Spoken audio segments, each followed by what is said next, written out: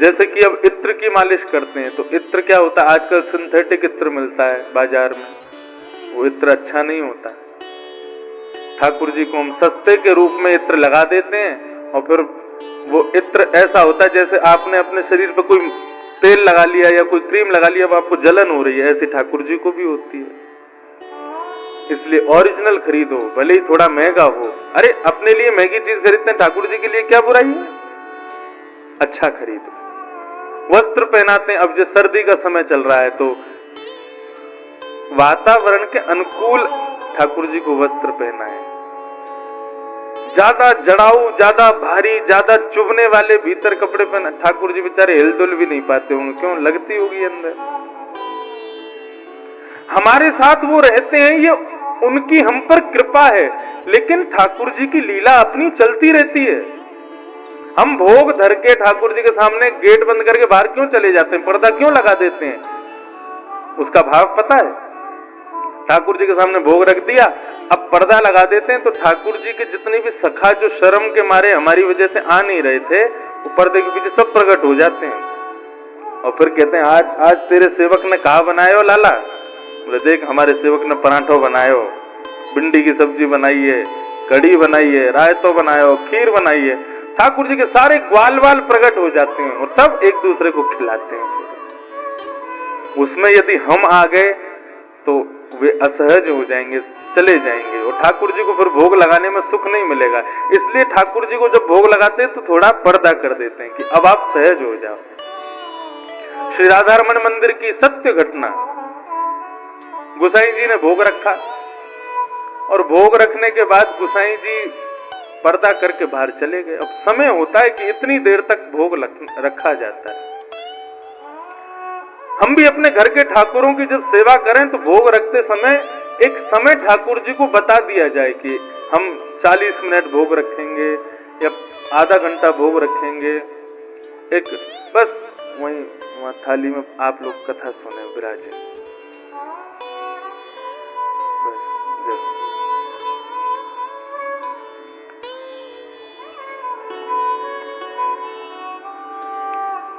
तो अपने घर के ठाकुर जी को बता के चलो, हम इतनी देर का भोग आपके सामने पधराएंगे। तो ठाकुर जी अपने ग्वाल वालों को बता देते हैं, भाई इतनी देर का भोग आएगा, इतनी देर बाद वो लेने आ जाएगा, इससे पहले पहले आके सब पापू के चले जाओ। तो राधा रमन आदि बड़े मंदिरों में नियम है कि इतनी देर भोग ठाकुर जी के आगे रखा जाता है। तो गोसाई जी ने भोग रखा। अब भोग रखने के बाद गोसाई जी बाहर आ गए, किसी से बातचीत करने लगे। अब अचानक क्या हुआ, गोसाई जी को ध्यान नहीं रहा, समय अभी पूरा हुआ नहीं था। उससे पहले बिना घंटी बजाए, बिना ताली बजाए, घंटी ताली क्यों बजाते हैं? ठाकुर जी अगर आप अव्यवस्थित हो, अगर आप अपनी स्वेच्छा से इधर उधर कहीं बैठे हो तो हम ताली बजाते हैं, अब जल्दी हम आ रहे हैं अंदर, आप बैठ जाओ आके।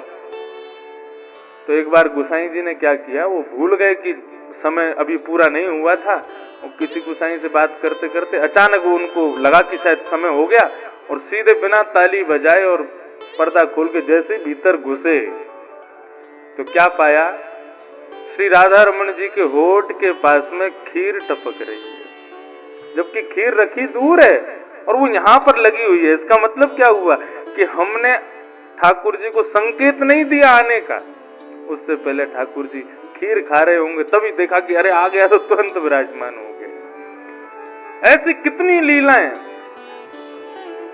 नाथ द्वार में, नाथ द्वार कितने लोग गए दर्शन करने, हाथ ऊपर करके बताओ जरा। आप लोग तो हमारी कथा में ही गए थे, वो पीछे वाले भी शायद कथा में आए थे। श्रीनाथ जी, नाथ द्वार मंदिर में श्रीनाथ जी के ठीक बगल में एक और मंदिर है, वो नवनीत प्रिया जी का। इतने से ठाकुर जी हैं, केवल इतने बड़े ठाकुर जी। महाराज वो ठाकुर जी हैं छोटे से, लेकिन उन्होंने पूरे विश्व भ्रमण किया 2 बार। श्रीमद वल्लभाचार्य जी के सेवक ठाकुर जी हैं वो, नवनीत प्रिया जी। श्रीनाथ जी से भी पुराने हैं। अब श्रीनाथ जी तो विशाल स्वरूप है, नवनीत प्रिया जी छोटे से हैं। तो कहीं नवनीत प्रिया जी को कहीं बुरा नहीं लग जाए कि भाई उनकी सेवा अच्छे से होती है, इसलिए जो भी श्रीनाथ जी को देते हैं उसका दुगना नवनीत प्रिया जी को देते हैं। जैसे वहां 10 रोटी आती है तो नवनीत प्रिया जी को 20 रोटी आती है, कि कहीं बुरा नहीं मान जाए कि हम छोटे हमसे ऐसा करते हैं।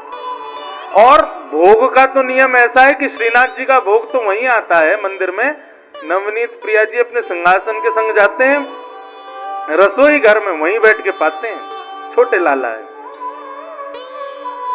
अब ठाकुर जी की भोग की भी बड़ी विधा है, सबसे आगे मीठी वस्तु रखनी चाहिए।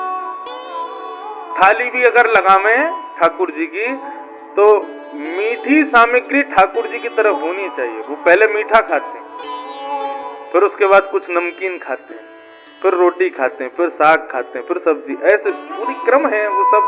अब ज्यादा नियम वाला नहीं, अपनी सहजता से करो से। तो नवनीत प्रिया जी रोज जाते रसोई घर में भोग लगाने। एक दिन नवनीत प्रिया जी का भोग लगाने के लिए उनको रसोई घर में ले गए। तो उस दिन क्या हुआ कि गलती से रसोईया ने सीरा हलवा वो थोड़ा पीछे रख दिया और किवाड़ आदि बंद करके सब चले गए। भोग सब रखा था आगे।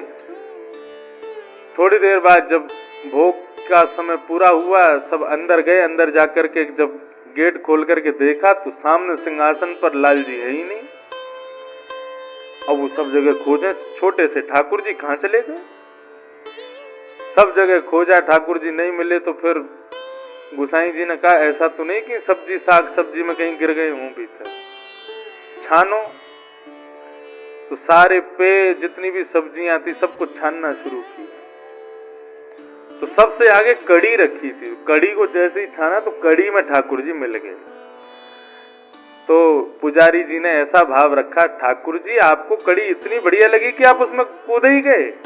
चलो आज से तो रोज कड़ी का भोग लगेगा, अब तुम्हारा डेली कड़ी का भोग। इतनी बढ़िया लगी ठाकुर जी कूद गए कड़ी में। 3-4 दिन बाद ठाकुर जी सपने में प्रकट हो गए और पुजारी जी के सामने रोने लगे। पुजारी जी बोले ठाकुर जी आप रुदन क्यों कर रहे हैं लाल जी, हमसे कोई अपराध हो गया। बोले मैं रोज आए माए रहूं कि तुम रोज मोकू कड़ी खवाए रहे हो। अरे वादना आप कड़ी में कूद गए तो हमें लगी कड़ी बढ़िया लगती होगी हमारे, हम रोज कड़ी खवा रहे हैं। बोले कड़ी बढ़िया लगी हमारे, थोड़ी कूदो में। बोले काहे को कूदे, अरे मैं तो हलवा खावे जा रहा हूं, वो दूर रखो। तो बीच में कड़ी आ गई तो वह कड़ी में गिर गो। ओहो महाराज, दूसरे दिन फिर से हलवा बनाया, ठाकुर जी के सामने पधराया, प्रेम से ठाकुर जी ने पाया। तो महाराज लाल जी सेवा करो ना, तो आज भी अनुभव प्रदान करते हैं। उसमें थोड़ा सा बस हम पवित्रता का ध्यान रखें। और जो भगवान का दूसरा रूप है चैतन्य, जिस प्रकार मुझे कोई मारे तो मुझे लगती है, सर्दी होती है तो मुझे अनुभव होता है, गर्मी होती है तो मेरे शरीर को पता चलता है, क्यों? क्योंकि मैं चैतन्य हूं। ऐसे ही ठाकुर जी भी चैतन्य है, सदैव ये विचार करना चाहिए।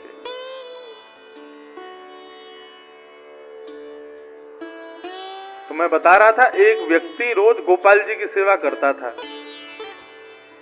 लेकिन बेचारा ज्यादा धनवान नहीं था। उसका एक मित्र मिला, मित्र ने कहा भाई तू इतने दिन से ठाकुर जी की सेवा कर रहा है, लेकिन ठाकुर जी तेरे ऊपर कृपा करते नहीं है। बोले क्यों? बोले देख मैं शंकर जी की आराधना करता हूँ, पूजा करता हूँ, मैं करोड़ों का टर्नओवर करता हूँ, और तू गोपाल जी की सेवा करता है, आराधना करता है, आज तक वैसी ही स्थिति बनी हुई है तेरी, कोई बदलाव नहीं। उसने कहा क्या करूं बताओ। बोले तू एक काम कर, तू भी शंकर जी की सेवा शुरू कर दे। किसी व्यक्ति की बात मान करके, और महाराज गोपाल जी को तो दूर टेबल पर रख दिया, शंकर जी लाके उनकी सेवा करनी शुरू कर दी उसने। दूसरे दिन से महाराज त्रिपुंड लगा के और बढ़िया रुद्राष्टध्यायी से अभिषेक करे और शंकर जी की पूजा शुरू। अगरबत्ती आदि उसने जलाई, आंख बंद करके ओम नमः शिवाय का जाप करने लगा। जैसे ही आंख खोल करके देखा शंकर जी बैठे हैं, त्रिपुंड लगा के बढ़िया आनंद से सेवा चल रही है, लेकिन अगरबत्ती का जो धुआं है वो उड़ करके वहां जा रहा है जहां गोपाल जी बैठे। गोपाल जी के पास अगरबत्ती का धुआं जा रहा था तो वो उठ करके गया और गोपाल जी से जाके कहने लगा, इतने वर्षों से तुम्हारी सेवा कर रहा हूं, कभी मेरी सेवा से खुश हुए नहीं, और आज दूसरे देवता की सेवा शुरू कर दी तो उसकी अगरबत्ती की खुशबू भी खुद लिए जा रहे हो। चलो उठो यहां से, अलमारी में बैठो। तो जैसे ही ठाकुर जी को पकड़ा उसने, ठाकुर जी प्रकट हो गए और उसका हाथ पकड़ लिया। बोले मैं यहीं बैठूंगा, कहीं ना जाऊंगा। व्यक्ति ने ठाकुर जी से कहा, आज शंकर जी की सेवा हुई तो आप प्रकट कैसे हो गए? इतने वर्षों से मैं सेवा कर रहा था, प्रकट नहीं हुए, आज शंकर जी की सेवा से प्रकट हो गए। इसका मतलब तो व्यक्ति को शंकर जी की सेवा करनी चाहिए। भगवान बोले, देख सब देवता मेरे ही अंग हैं, किसी की भी सेवा करो, मैं मूर्ति नहीं हूं, मैं चैतन्य हूं। ये भाव तुम्हारे मन में आया और तुम आकर के मुझसे बात करने लगे। तुमने मुझे चैतन्य समझ के बात की तो मैं चैतन्य बन के प्रकट हो गया। मैं चैतन्य ही। तो ठाकुर जी का दूसरा रूप है चैतन्य। पहला रूप सत्य, दूसरा चैतन्य, और तीसरा आनंद परमानंद। ठाकुर जी का स्वरूप है आनंद। ये कथा मुक्तसर में भी हो सकती थी, लेकिन इस कथा को वृंदावन में कराने का क्या औचित्य? मुक्तसर या जहां भी आपके घर निवास आदि बने हैं वहां कथा होती, वहां पर भी संभव था, बल्कि इससे ज्यादा लोग आ जाते पंजाब से। हमारे भी प्रेमी नेमी आ जाते पंजाब के। लेकिन वृंदावन में कथा कराने का तात्पर्य क्या है? कि भाई पंजाब में कथा कराएंगे सब बढ़िया रहेगा, लेकिन वृंदावन में कथा हो गई ना तो वृंदावन में कथा में आनंद थोड़ा सा बढ़ जाएगा। थोड़ा सा स्थान की महिमा अलग होती है ना, थोड़ा सा आनंद और ज्यादा आएगा, इसलिए वृंदावन में कथा हो रही है। तो ये आनंद जो है, सुख में और आनंद में अंतर होता है। सुख और आनंद एक बात नहीं होती। हमारे शरीर को व्यवस्था जब मिलती है, अरेंजमेंट्स सारे हमारे शरीर के अनुकूल होते हैं, तब जब हमको खुशी होती है उसको हम सुख कहते हैं। लेकिन हमारे शरीर के लायक कोई व्यवस्था नहीं है और उस अव्यवस्था में भी हमारा मन प्रसन्न है, उसको आनंद कहते हैं। समझ में आ रही है बात? सबसे बड़ी अव्यवस्था तो यही है, 4 घंटे किसी और को सुनना। भगवान गीता में अर्जुन को कहते हैं सबसे कठिन 2 काम संसार के। कौन कौन से? बोले पहला कठिन काम है पढ़ना, स्वयं पढ़ना। किसी के द्वारा पढ़ाए जाना इतना कठिन नहीं होता, लेकिन स्वयं अध्ययन करना बहुत कठिन होता है। और दूसरा कठिन काम क्या है? बोले स्वयं शांत रह करके बहुत देर तक किसी और को सुनना, ये भी बहुत कठिन। तो ये कठिन काम है, क्योंकि आज के समय में मानव सुनना कम चाहता है, सुनाना ज्यादा चाहता है। मेरी सुनो, मैं जो कह रहा हूं वो सुनो। सुनना हम कम चाहते हैं। तो ये बहुत कठिन है। 4 घंटे तक किसी एक व्यक्ति को एक चित्त एक आसन पर बैठ करके सुनना, ये कठिन है। लेकिन फिर भी आप सुन रहे हैं, क्यों?